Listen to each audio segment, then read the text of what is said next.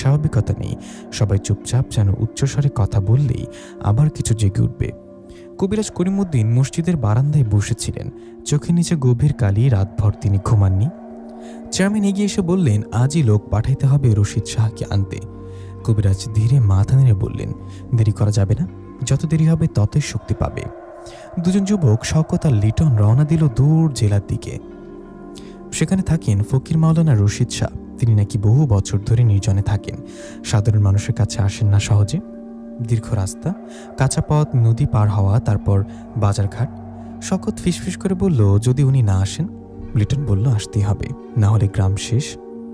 তারা জানতো না দূর থেকে কেউ যেন তাদের দেখছে। একটা কালো কাক অনেকক্ষণ ধরে তাদের মাথার উপর চক্কর দিচ্ছিল। এদিকে চারকান্দায় ভয় থেমে থাকেনি। বিলের দিকে হঠাৎ দক্ষিণ পাড়া রহিমা বেগম চিৎকার করে উঠলেন। তার ছোট ছেলেটা উঠানে খেলছিল, হঠাৎ সে স্থির হয়ে দাঁড়িয়ে গেছে। তার চোখ দুটো লালচে। সে ধীরে ধীরে বলছে, বিল আমার, তোমরা সবাই চলে যাও। মানুষ ছুটে এলো। ছেলেটার কণ্ঠ কিন্তু তার নিজের না, গভীর কর্কশ। কবিরাজ করিমউদ্দিন দ্রুত এসে আয়াত পড়তে লাগলেন। কয়েক মিনিট পর ছেলেটা মাটিতে লুটিয়ে পড়ল। জ্ঞান ফিরলে সে কিছুই মনে করতে পারল না। গ্রামবাসীরা বুঝে গেল পিশাচ এখন মানুষের শরীরে ভর করছে। সে রাতে কবিরাজ একা গেলেন বিলের পাড়ে। চাঁদের আলো ফ্যাকাশে, বাতাস ঠান্ডা। বটগাছের নিচে দাঁড়িয়ে তিনি চোখ বন্ধ করলেন, মনোযোগ দিলেন। হঠাৎ তার কানে ভেসে এলো পুরনো এক আর্তনাদ। মনে হলো বহু বছর আগে কেউ এখনো সাহায্য চাইছিল। তিনি যেন একটা দৃশ্য দেখতে পেলেন। অনেক বছর আগে এক তান্ত্রিক এই বিলের সাধনা করছিল। কালো জাদুর চেষ্টা, শক্তি আহ্বান, কিন্তু সাধনা ব্যর্থ হয়। সে নিজেই শক্তি দ্বারা আক্রান্ত হয়। তার মৃত্যু হয় এই বটগাছের নিচে, আর তার ডাকা অশুভ শক্তি এখানে আটকে যায়। করিমউদ্দিন হাঁপ ছেড়ে চোখ খুললেন। তাহলে এটাই মূল। পিশার জিন শুধু বাইরে থেকে আসেনি, তাকে ডাকা হয়েছিল। এদিকে শওকত আর লিটন পৌঁছালো রশিদ শাহর আস্তানায়। জীর্ণ মাটির ঘর, সামনে পুরনো নিম গাছ। রশিদ শাহ লম্বা শুকনো মানুষ, চোখের তীক্ষ্ণ দৃষ্টি। সব শুনে তিনি দীর্ঘক্ষণ চুপ করে রইলেন। তারপর বললেন, এই নাম, এই বটগাছ আমি শুনেছি। তাহলে আপনি জানেন? শওকত শাহ কাপা গলায় বলল।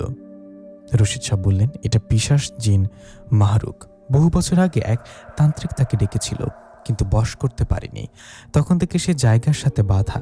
লিটন বলল, আপনি চলেন হুজুর, আমাদের গ্রাম শেষ হয়ে যাবে। রশিদ শাহ গভীর নিঃশ্বাস ফেললেন। একে তাড়ানো যাবে না, বন্দি করতে হবে। কিন্তু সে প্রতিরোধ করবে। ঠিক তখন বাইরে ঝড় শুরু হলো। নিম গাছের ডাল কাঁপতে লাগলো। রশিদ শাহ ফিসফিস করে বললেন, সে জেনে গেছে।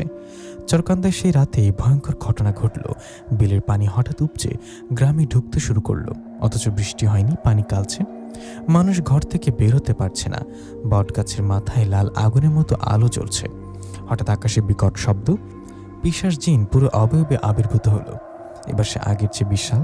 তার কণ্ঠে বর্জ্যের মতো গর্জন, কে আমাকে থামাতে পারবে না। হঠাৎ সে এক ঝটকায় একটা গরুকে তুলে ছুঁড়ে ফেলল দূরে। মানুষ আতঙ্কে চিৎকার করছে। কবিরাজ করিমউদ্দিন চেষ্টা করলেন আয়াত পড়তে, কিন্তু ঝড়ের শব্দে তার কণ্ঠ ডুবে গেল। পিশাচ হাসল, তোমাদের বড় লোক আসছে। তার চোখ লাল হয়ে চলল, আসুক। তারপর সে ধীরে ধীরে মিলিয়ে গেল। পানি আবার সরে গেল, কিন্তু গ্রাম তছনছ। পরদিন দুপুরে দূর থেকে ধুলোর ঝড় উঠতে দেখা গেল। শওকত আর লিটন ফিরছে, তাদের সঙ্গে লম্বা পোশাক পরা একজন মানুষ। রশিদ শাহ। তিনি বিলের দিকে তাকালেন। বটগাছ স্থির দাঁড়িয়ে আছে, কিন্তু তার চোখে এক ঝলক আগুন জ্বলে উঠল। তিনি ধীরে বললেন, মাহরুক, আমি এসেছি। বাতাস হঠাৎ ঠান্ডা হয়ে গেল। বটগাছের ঝুড়ি কাঁপল। দূরে মৃদু হাসি ভেসে এলো। ঝড়ের আগে নীরবতা। রশিদ শাহ চারকন্দা গ্রামে পা রাখার পর থেকেই বাতাস যেন বদলে গেল। তিনি সারি সারি কারোর সাথে বেশি কথা বললেন না, শুধু বিলের দিকে তাকিয়ে রইলেন অনেকক্ষণ। বটগাছের ঝুড়ি অদ্ভুতভাবে স্থির, যেন অপেক্ষা করছে। কবিরাজ করিমউদ্দিন এগিয়ে এসে বললেন, হুজুর, সে খুব শক্তিশালী। আয়াতে কাঁপে, কিন্তু ভাঙে না। রশিদ শাহ শান্ত কণ্ঠে বললেন, ওকে তাড়াতে আসেনি, ওকে বাঁধতে এসেছি। চেয়ারম্যান কাপা গলায় জিজ্ঞাসা করলেন, কিভাবে? রশিদ শাহ মাটিতে লাঠি ঢুকে বললেন, ওর শক্তির তিনটে উৎস, বিলের গভীর পানি, বটগাছ, মানুষের ভয়। তিনটাই একসাথে বন্ধ করতে হবে। গ্রামবাসীদের বুক ধরফর করতে লাগলো। সে রাতেই পরিকল্পনা হলো। রশিদ শাহ বললেন, আজ রাতেই কাজ শুরু হবে, কিন্তু কেউ ভয় পাবে না। ভয় দেখলেই ও শক্তি পাবে।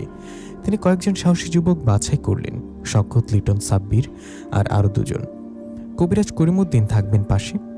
রশিদ শাহ বিলের চারপাশে 4টি জায়গায় মাটি খুঁড়ে ছোট পাথর পুঁতলেন। প্রতিটাতে কিছু আয়াত পরে ফু দিলেন, এগুলো সীমানা বানাবে। তারপর বটগাছের দিকে তাকিয়ে ফিসফিস করলেন, আজ শেষ রাত। মাহরুকের আবির্ভাব মধ্যরাত। আকাশে মেঘ ঢেকে গেছে। হঠাৎ বিলের পানি নিজে নিজে ঘূর্ণি তুলতে শুরু করলো। বটগাছের ঝুড়ি কাঁপতে লাগলো। ঠান্ডা বাতাস ছড়িয়ে পড়ল পুরো গ্রামে। তারপর বিলের মাঝখানে ফেটে উঠে এলো কালো ধোঁয়ার স্তম্ভ। সে ধোঁয়ার ভেতর থেকে বিশাল অবয়ব মাহরুক। আজ সে আগের চেয়েও আরো বড়। তার চোখ লাল আগুনের গোলার মতো। তার কণ্ঠে শত মানুষের চিৎকারের প্রতিধ্বনি। কে সাহস করেছে আমায় ডাকতে? রশিদ শাহ সামনে এগিয়ে গেলেন। তোর সময় শেষ। মাহরুক হেসে উঠল, আমি মাটির সাথে বাঁধা, তুই আমাকে ছুঁতে পারবি না। রশিদ শাহ মাটি দাঁড়িয়ে 2 হাত উঠালেন, উচ্চস্বরে তেলাওয়াত শুরু করলেন। চারিদিকে বাতাস ঘূর্ণিঝড়ের মতো ঘুরতে লাগলো। বিলের পানি তীরের দিকে ধাক্কা মারছে। মাহরুক এক ঝটকায় ঝড় তুলল।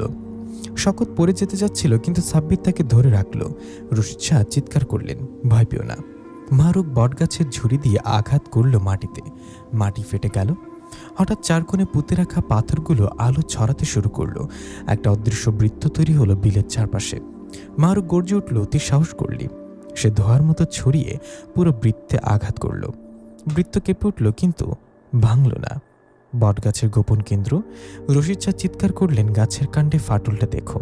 লিটন দৌড়ে গিয়ে দেখল ফাটলের ভিতরে কালো কিছু নড়াচড়া, যেন ভিতরে একটা হৃদস্পন্দন চলছে।